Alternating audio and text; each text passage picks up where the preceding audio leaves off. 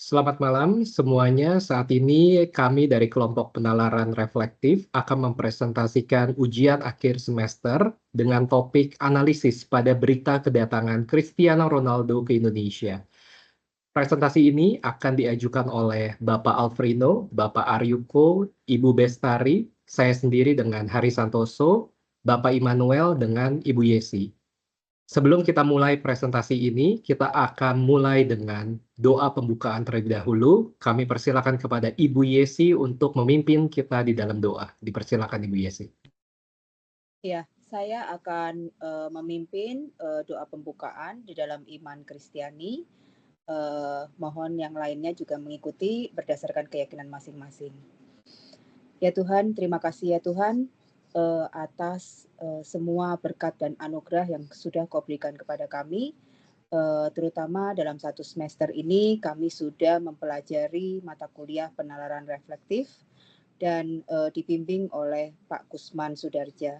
Terima kasih ya Tuhan atas semua kelancaran, atas segala bimbingan, atas berbagai tugas dan pembelajaran yang kami terima selama satu semester ini. Dan saat ini kami akan melakukan ujian akhir semester.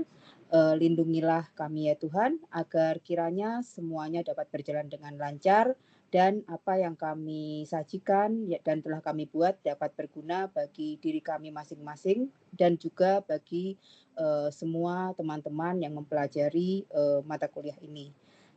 Kiranya kami serahkan semuanya dalam nama-Mu ya Tuhan. Terima kasih. Amin. Berikutnya presentasi akan kami sajikan, kami serahkan kepada Pak Aryuko yang akan mulai mempresentasikan materi.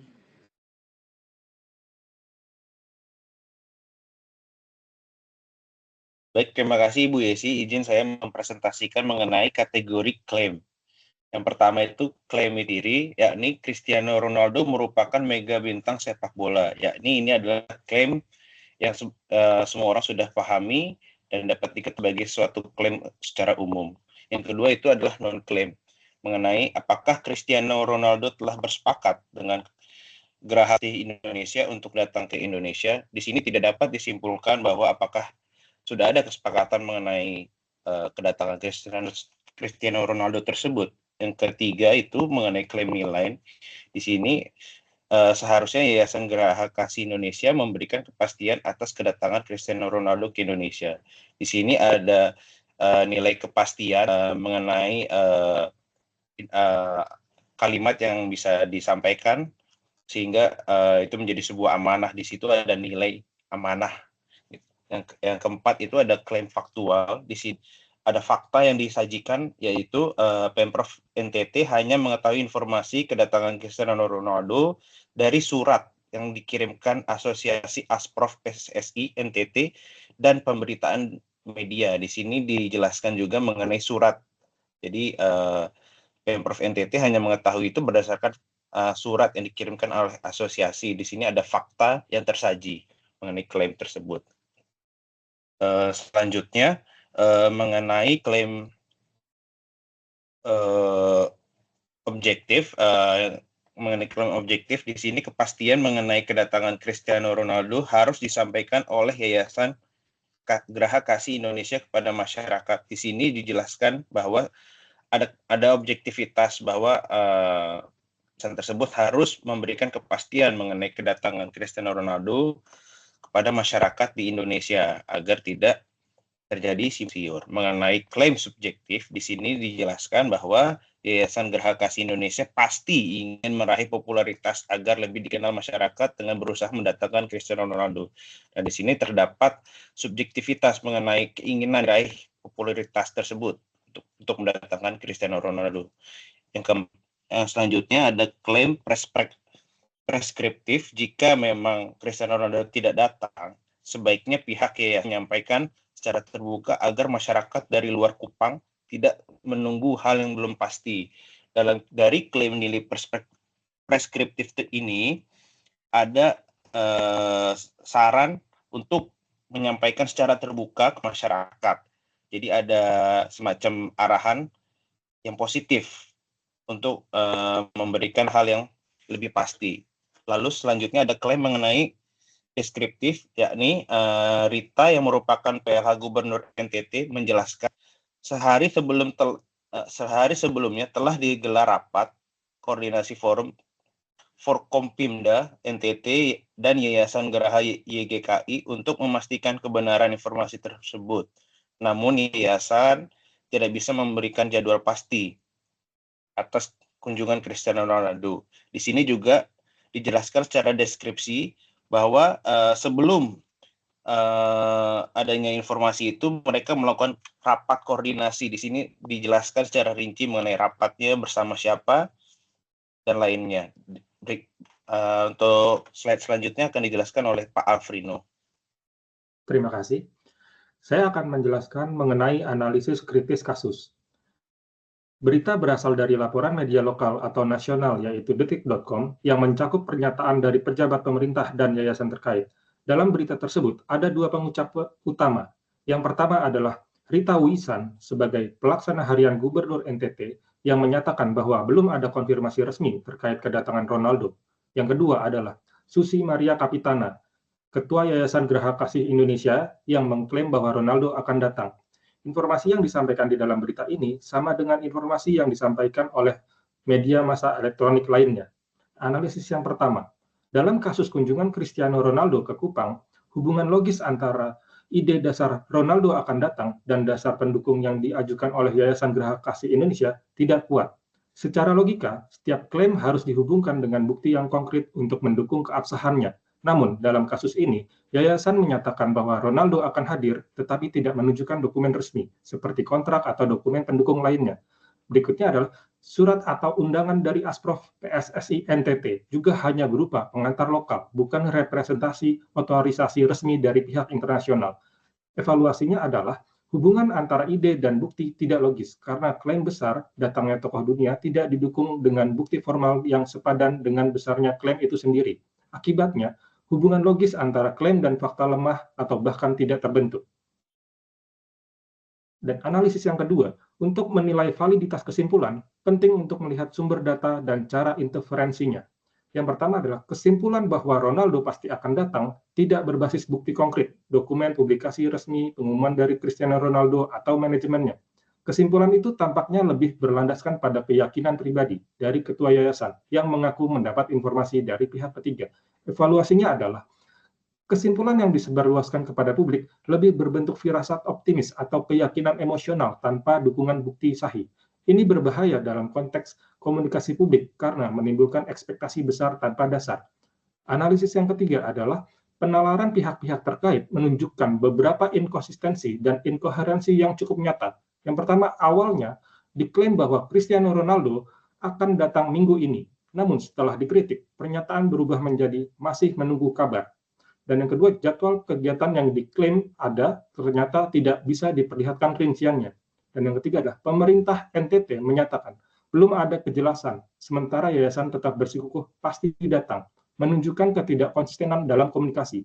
Evaluasinya adalah inkonsistensi ini menunjukkan penalaran yang lemah dan ketidakmampuan aktor terkait untuk membangun narasi yang stabil dan terkoordinasi. Dalam critical thinking, koherensi ide adalah syarat mutlak untuk menghasilkan argumentasi yang kredibel, yang dalam kasus ini gagal dipenuhi. Dan analisis yang keempat adalah sebuah klaim atau argumen dikatakan rasional jika berdasarkan logika berpikir yang sistematis didukung oleh fakta atau bukti empiris yang dapat diverifikasi. Dalam kasus ini, klaim kehadiran Ronaldo tidak disertai dengan bukti empiris seperti pengumuman resmi. Dan argumen pembelaan yayasan didasarkan pada optimisme pribadi dan ekspektasi, bukan pada fakta objektif.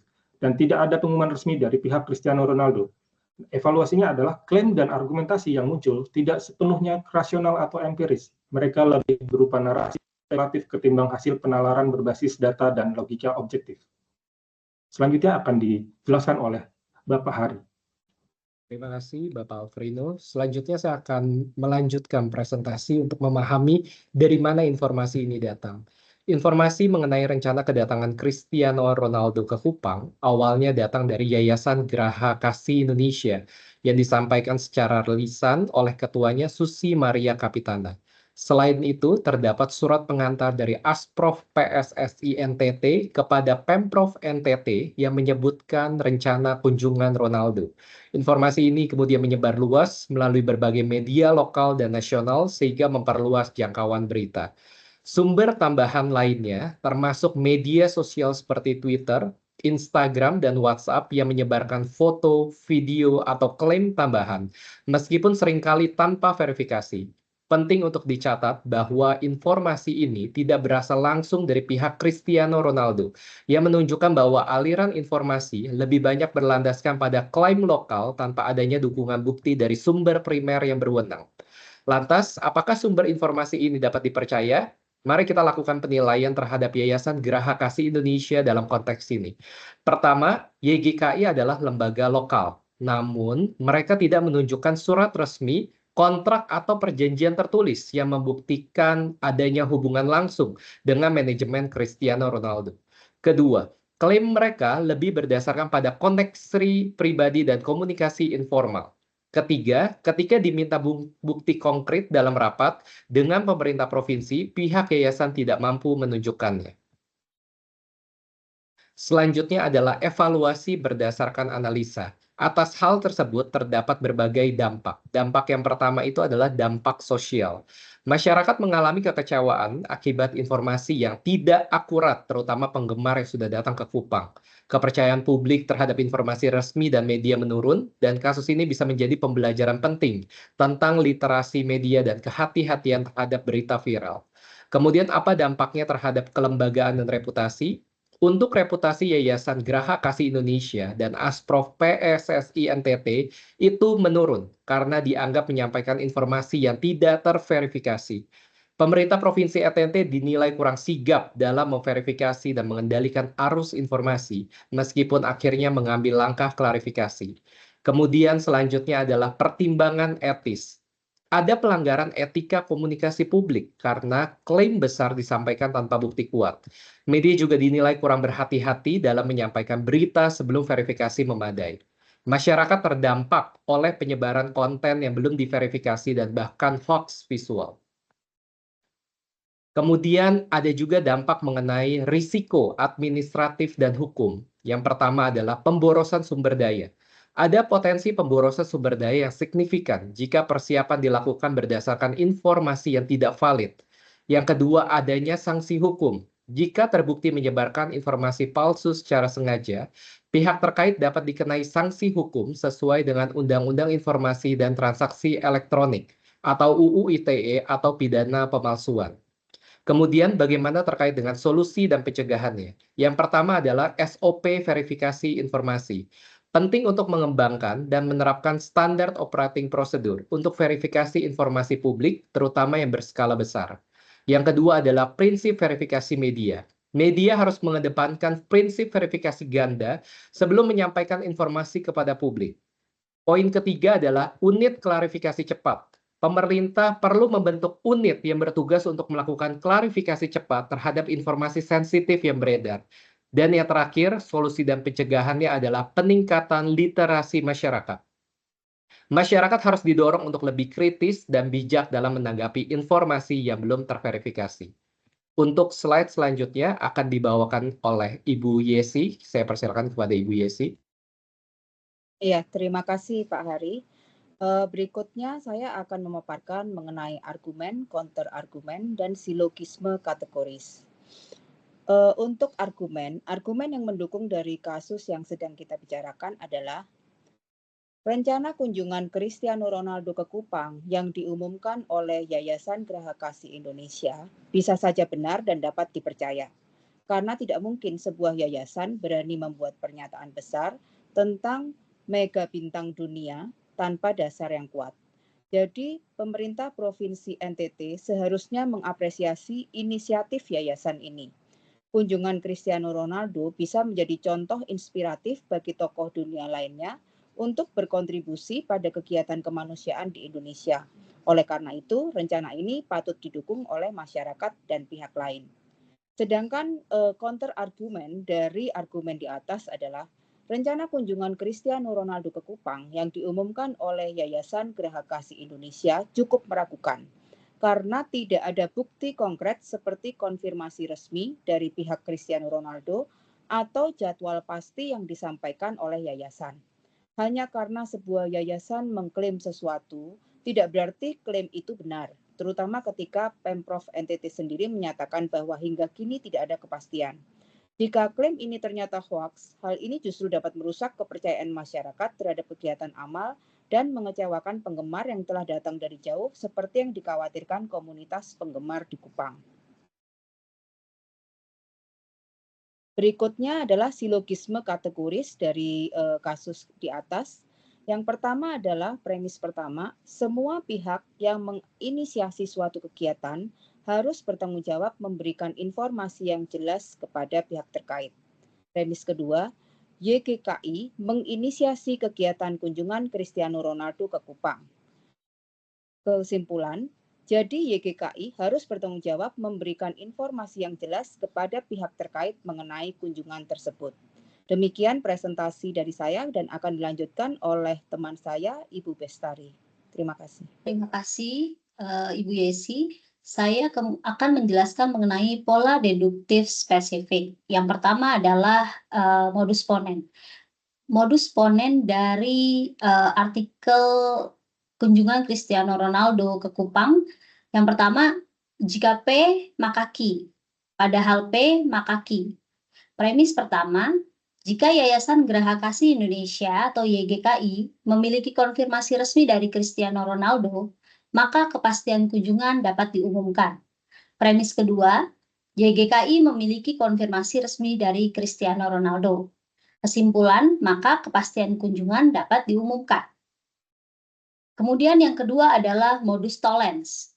Jika P, maka Q, padahal bukan Q, jadi bukan P. Premis pertama, jika Cristiano Ronaldo benar-benar akan datang ke Kupang, maka sudah ada jadwal resmi dari YGKI. Premis kedua, tidak ada jadwal resmi dari YGKI, maka kesimpulannya, maka Cristiano Ronaldo tidak benar-benar akan datang ke Kupang. Yang ketiga adalah silogisme hipotesis, yaitu jika P maka Q, jika Q maka R, jadi jika P maka R. Premis pertama, jika YGKI tidak memberi kepastian, maka Pemprov NTT akan memeriksa legalitas yayasan.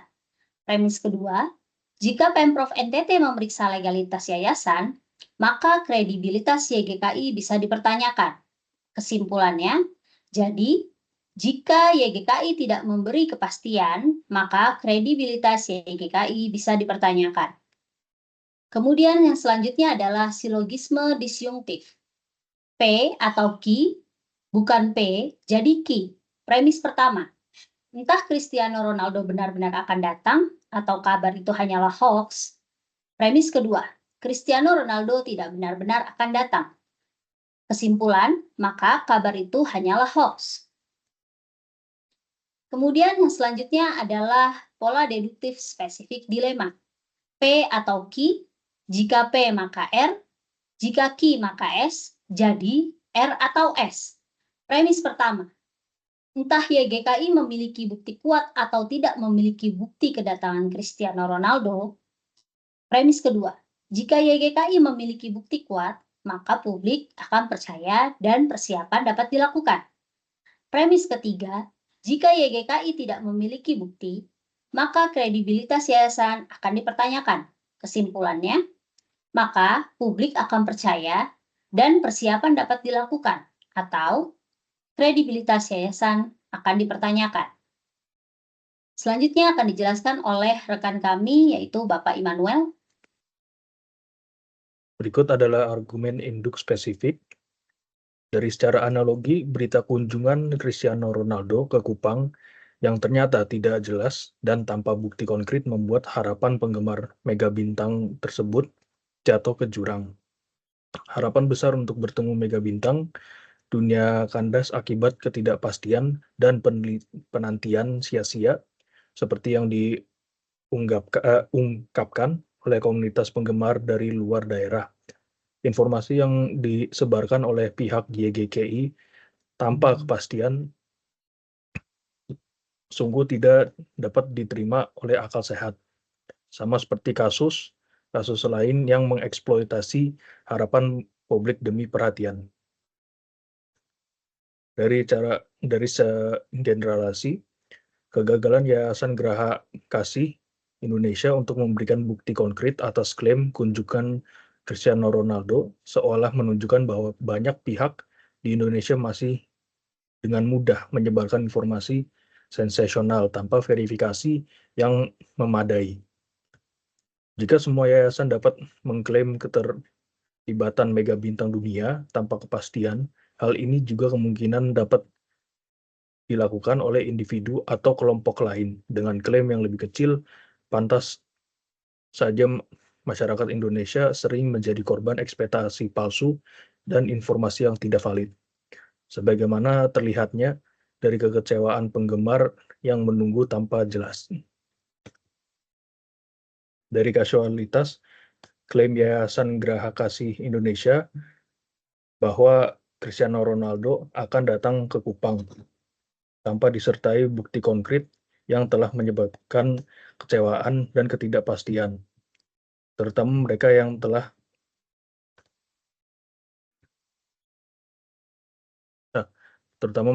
melakukan perjalanan jauh dari luar daerah. Ketidakmampuan YGKI untuk memberikan jadwal pasti sebagaimana diakui oleh Pemprov NTT memicu ekspektasi palsu yang memperburuk situasi penggemar yang sudah bersemangat menantikan acara amal.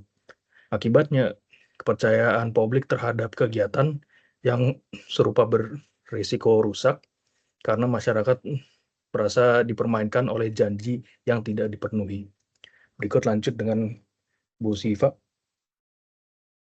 Selanjutnya saya akan menjelaskan mengenai kesesatan berpikir informal yang terdapat pada artikel berita kedatangan Cristiano Ronaldo ke Indonesia. Jenis kesesatan informal yang terdapat pada artikel berita tersebut diantaranya ada argumentum ad baculum atau berargumen dengan mengancam. Argumen tersebut terdapat pada statement, ia juga mengaku kesal dengan berbagai pihak yang menuding bahwa kabar kedatangan Ronaldo adalah kebohongan. Susi bahkan menyatakan akan menuntut balik jika Ronaldo benar-benar datang ke Kupang. Pernyataan tidak langsung ini merupakan bentuk ancaman karena Susi mengancam untuk menuntut balik pihak yang meragukan klaimnya. Ancaman ini tidak relevan dengan kebenaran klaim dan bertujuan untuk menekan kritik. Kesesatan informal selanjutnya adalah red herring, yaitu mengalihkan pembicaraan. Argumennya terdapat pada kalimat pertemuan batal. Sesuai kesepakatan kemarin, pihak yayasan harus memastikan kehadiran Ronaldo. Namun, hingga tadi saat kami berbicara dengan Ibu Susi, belum ada kepastian. Karena belum jelas kedatangan sang mega bintang itu, kami akan cek di PTSP terkait legalitas yayasan ini. Pernyataan ini menggunakan argumen yang mengalihkan isu utama, karena Pemprov NTT seakan mengalihkan fokus dari kebenaran kunjungan Cristiano Ronaldo ke isu legalitas yayasan. Jenis kesesatan informal selanjutnya adalah argumentum ad misericordiam, yaitu meminta belas kasihan. Argumennya terdapat pada kalimat, saya punya niat baik kok, jadinya hancur diblunder dengan informasi pemerintahan yang tidak jelas. Pernyataan ini menggambarkan bahwa Susi berusaha membangkitkan simpati dengan menekankan niat baik yang hancur dan menyiratkan ketidakadilan tuduhan terhadapnya daripada memberikan bukti bahwa Cristiano Ronaldo akan datang ke Indonesia. Yang terakhir, ada jenis kesesatan informal appeal to ignorance atau ketidaktahuan. Argumennya terdapat pada kalimat, yang jelas 100% Ronaldo datang minggu ini, sampai Jumat mereka akan kasih kabar. Penjelasannya yaitu pernyataan tersebut menyiratkan keyakinan bahwa Cristiano Ronaldo akan datang meskipun tidak ada bukti konkret yang mendukung klaimnya. Demikian presentasi dari kelompok kami. Selanjutnya, kami akan tutup dengan doa yang akan dipimpin oleh Bapak Alfrino. Terima kasih. Saya akan menutup doa dalam iman Kristiani. Tuhan yang Maha Kasih, kami bersyukur atas penyertaan-Mu sehingga kami dapat menyelesaikan ujian akhir semester mata kuliah penalaran reflektif ini dengan baik. Berkatilah setiap usaha dan jerih payah kami. Ajarlah kami untuk selalu mengandalkan Engkau dalam segala hal dan memakai pengetahuan yang kami peroleh untuk memuliakan nama-Mu. Kami serahkan hasil ujian ini ke dalam tangan kasih-Mu. Dalam nama Tuhan Yesus Kristus, kami berdoa dan mengucap syukur. Amin.